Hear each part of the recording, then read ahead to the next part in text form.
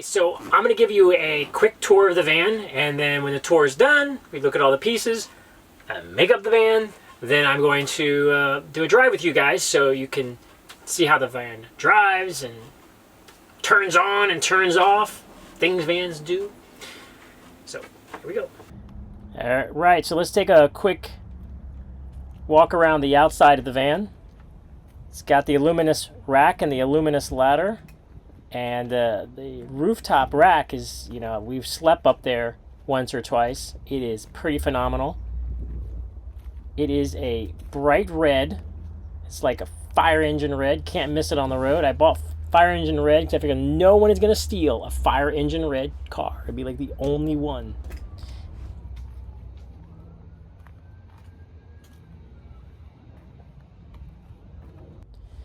So the inside is a combination of white Formica and amazing California bamboo cabinets. Everything's custom made and fitted. Both the front seats swivel. Right now it's just the passenger seat that's swiveled around. Pretty handy. And both of those front seats are just recently reupholstered. The back has a fold down bench with 3 seat belts. Really 2 usable seat belts. And the top bed is a queen, a little short of a queen. With plenty of cabinet space, with removable partitions, custom made bamboo partitions inside, marine grade hinge stays, and the microwave. We have the little electrical compartment, little it is, and all of the switches. Good stuff. Here we have the cutting board on one side / working surface on the other, marine grade faucet, and that actually will pull out and you can use that as a shower. It kind of reaches to the outside, with your soap dispenser there. Then you have the custom made drawer. We have a pull out workspace. Comes in pretty handy. Here we got our, more drawers, more space. You can never have too much space. This custom made and designed by my wife again. Pull out vertical cabinet, pretty handy for spices and stuff. Here that black partition there comes out, so you get full access to the plumbing. You can pull that drawer out and you get full access to the electrical, which is down here. I get it open. I took off the handle so my kids don't get in there. But you see there's plenty of room for a slightly bigger battery if you were to go with bigger than a 200 amp hour. These drawers here is pretty awesome. These are just basic slide outs, again made of bamboo and put together custom. They are really solid and handcrafted basically. You're not going to find like that anywhere else. I don't know if that's a good thing, but there it is. That vertical column you're looking at now comes out, and so you have full access to the floorboard there in case you ever need to get to that. So lots of extra space for kitties and kiddos and such. And this is probably one of my favorite things about the van. It is an ottoman that you can use to sit on. It is a toilet hidden inside for emergencies, especially if you have kids. That is invaluable. And then it turns into a table. Check it out.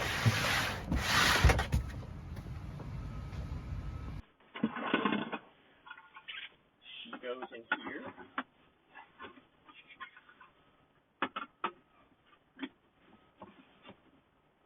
Voila.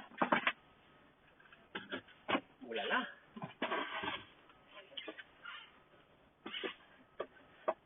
Ooh la la. And so, there you have it. Your very own table, which can be moved anywhere in the van. You can sit back here to work. Before I break it. Yeah. Decent. Kid-proof for the most part. So you can put this table in the front seat, the back seat. You can take it outside the van. You can do whatever you want with it. Ooh la la, like that. And it's pretty easy to set up. The NovaCool refrigerator, which we love. Huge freezer. We have that's a brand new door as well because the kids and parents destroyed the other one. And there you have it. Up here is the little attic, and we have these custom made. Everything is custom made. Goodness gracious. Mats. Not really mats, they're window covers. You could use them as mats, I suppose. Probably wouldn't be a good use of them. That's another one. And then this guy here, you can actually put that on the partition there, and you can go stealth. So you don't put the window partition, the window covers up in the front, so it looks.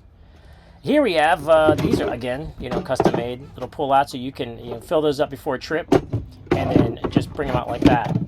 Coffee makers, whatever you want to put in there. Coffee. I love coffee. Put lots of coffee in them. Nothing but coffee.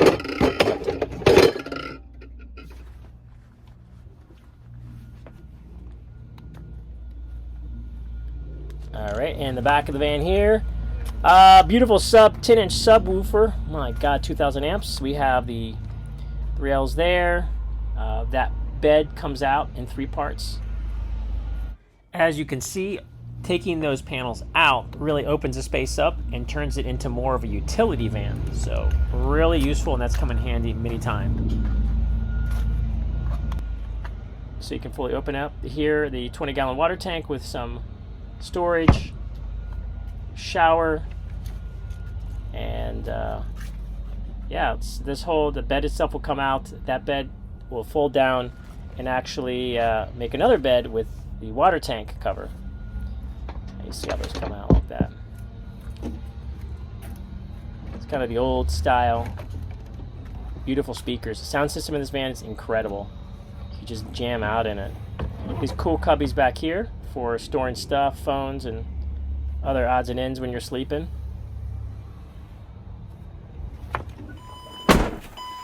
Okay, guys, and gals, in case we forget. Let's take a little ride along in this beast and give you a flavor of what she's all about. The thing starts up like butter every time. Like she's new. So we have the old-fashioned camera, which was old-fashioned, I think, when it came out. Mercedes-Benz and these Sprinter vans are, let's say, lackadaisical when it comes to this technology. It's like creeping along a decade later. Not sure why that is, but there you have it. It has all the bells and whistles that you normally find in a vintage 2015 van. And the funny part is that the 2022 van isn't much different. You would think in 7 years they would upgrade their technology, but I guess they fired all of their Sprinter engineers. And one lone guy working in a dungeon somewhere, Mercedes, be the next scandal. So it very smooth. And the reason we're selling this van, if you're asking yourself why are we selling this van, is because we purchased a 2022 4x4 for our growing family. Thought that would be a cool project to build that one out and do some upgrades from this one. But the truth is that I kind of like this one better because this van is just so smooth. It's more rugged, child-proof, it's parent-proof, it's adventure-proof, and you can't put a dent in it. Whereas the new van is like, oh, don't touch the paint, and every time you look at the paint, it's dirty. Every time you sit on the seats, they're dirty. You're like, wow, my God, I can't even use this van. It's just like a show. It should be in a showroom somewhere, an air-conditioned showroom in Milan or something. Like, don't touch the van, don't use it. I'm not very much like a user guy. I'm like an adventure guy. I want to go out and get muddy and, run around. But this is the van to do it in because it's bulletproof. Air conditioner is ice cold. Ice cold. I don't know what to tell you. It's hard to know how ice cold it is from the other side of the internet. But you can imagine how cold it is. So cold.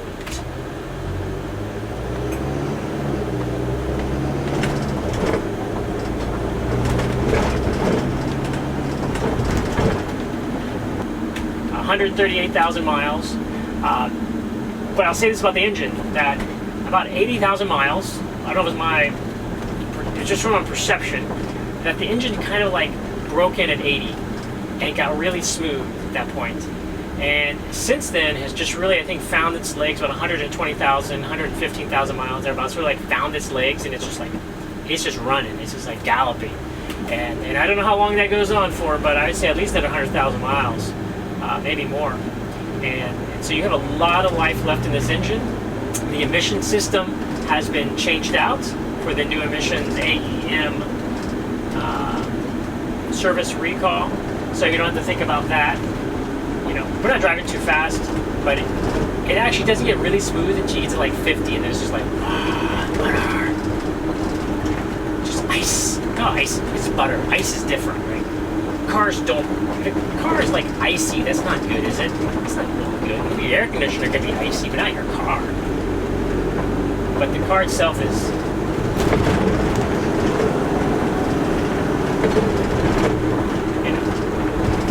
And again, on the highway, it's just like the best. You put on cruise control, you lean back, the seats are very comfortable. We just redid both of the seats because the original fabric had sort of come apart. The main battery in the van was just changed, and the original battery was the most amazing. I think it was a 90 amp hour badass battery. Lasted 120,000 miles or something like this. Incredible. And I replaced it with a similar battery, but not the Mercedes. So you probably get another 80,000 miles on this new battery. And that's relatively new. That's within a year. Did I say all the oils have been changed? I don't remember. My memory doesn't go back that far. Yes, all the oils have been changed. Tires are relatively new. And what else can I say about it? Oh yes, the auxiliary battery, the battery for all the components in the back, has just been changed. So that's got less than a year on it, maybe about a year, but very light use. And you pretty much guarantee yourself 5 years of use out of that thing. It's a 200 amp hour Renology AGM. It actually sits in a box that if you wanted to put in some bigger batteries, maybe you could. If you want to put in like a, I don't know if they make a 300 amp hour battery. And I find that 200 is sort of like the minimum sweet spot. So you do all you're good for a day or two like that. If you're in a really sunny place, you can go pretty much forever, I suppose. The solar panels, 200 watt solar panels. Traffic. God damn it. Here we go. Running red lights. Hey, you wanna come over? Come on. Get into some road rage, can you imagine? It's a long film. It's how I'm gonna go viral. I'm gonna get into a road rage incident. A traffic cop or something. Whoa, I almost ran that red light with a police officer behind me. That would have been the real deal. Pulled over. Officer, I know my rights. You can't pull me over for running red lights in a school zone. Totally legal here. It's Miami. Anyone can do that. Everybody knows that. What are children anyway? They're expendable. I have 2 kids. I don't believe that. Just for some of you persnickety ones out there. Fun fact, I just crashed my drone for the very first time, shooting the exterior shots of this, and sucker must have been 70 feet up, and I flew right into the tree. Like, you think I have over 600 hours on the drone without an accident, and I had turned off the obstacle avoidance because my last shoot was in the forest at night. Good time to turn it off. And I guess it was still off. But lo and behold, DJI Mavic 2 Pro, or I think that's a Pro, fell out of the tree, 70 feet up, came crashing down. I'm like, well, that's the end of that. I tried to save it. I tried to like pull up on the throttle. It's like pull up, pull up, pull up. Came down. So I talked to my kids. And I swear to you, it still flies and it still seems to work. I mean, would you know this fell 70 feet out of the sky like a fireball from hell? I wouldn't. fun fact is over. Time to pay attention to the road. Before a fun fact becomes I'm in an accident in the van that you want to buy. It's a rolling discourse. I'm sort of hoping some Miami craziness happens, like motorbikes doing wheelies coming the wrong way down the street, or a good hit and run happens. You know, it happens more often than you might think. Then this will go viral. This will be the viral video, the sales video that goes viral. I mean, we're famous. Then I'll sell the van. I won't need to sell the van. I'll just collect vans at that point. I'll be like the Jay Leno of van collectors. So you can't buy my van. I'm gonna buy your van. Show me your van. I'm gonna buy it. Because I went viral with my sales video. Does it seem plausible? I better check the sound on this thing. Can you imagine if the sound is off?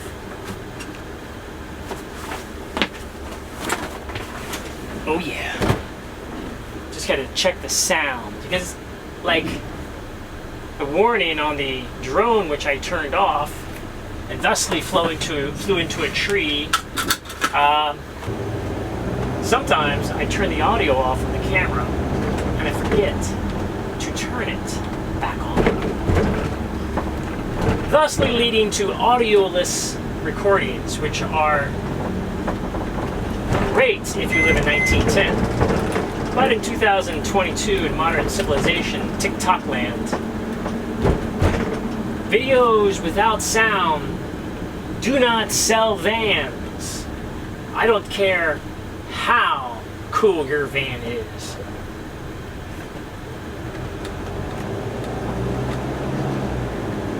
So I was thinking we might get a good stretch here where we'll be able to lay the rubber to the road, but it's unlikely.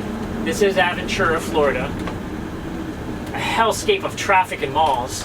The mall here is pretty nice. Like, if there's a mall, you're gonna come to this mall. It's like a badass mall.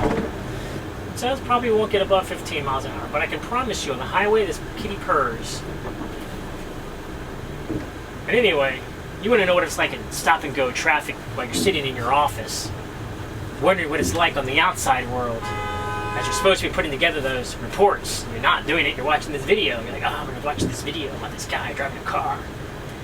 I can't buy it, but I'd like to, and I'll watch the whole video and see what he says. Maybe he'll give me a nugget of life information. Meanwhile, you're supposed to be doing your reports, and you're not. You're just there, whittling away your hours on YouTube, watching car videos, airplane videos, cooking shows, TikTok videos. Nothing makes you dumber than TikTok videos or Instagram videos. My God. My wife watches them all the time. She's like, look at this, honey. This is a pig dancing. And honey, that's not a pig dancing. That's a CGI render of a pig dancing. I don't care. It looks cute. Oh my God. And it's like 15 seconds of like dopamine, and then you're off to the next one. And then you think to yourself, how am I going to beat pig dancing in the Grand Canyon while there's a solar eclipse? Naked ladies falling out of the sky into trampolines, you know. That was a 15-second video. You're like, what am I gonna do? Drive a van around Miami? Who's gonna watch that? Nobody. I will say, the van is diesel. If that concerns you, the diesel price is at $10,000 a gallon. It's problematic, but I do see them coming down, so diesel prices can't stay $5 a gallon forever because it's just not realistic. It's realistic for the oil companies. They're like, this is so realistic. I love this realism. This is magic realism. Magic realism for their pocketbooks. You know, imagine, like, the cost of extracting the gas doesn't cost any more. The cost of shipping the gas probably is more. And distribution's probably a little more. But you sell gas, I mean, like, they're using the thing you're selling.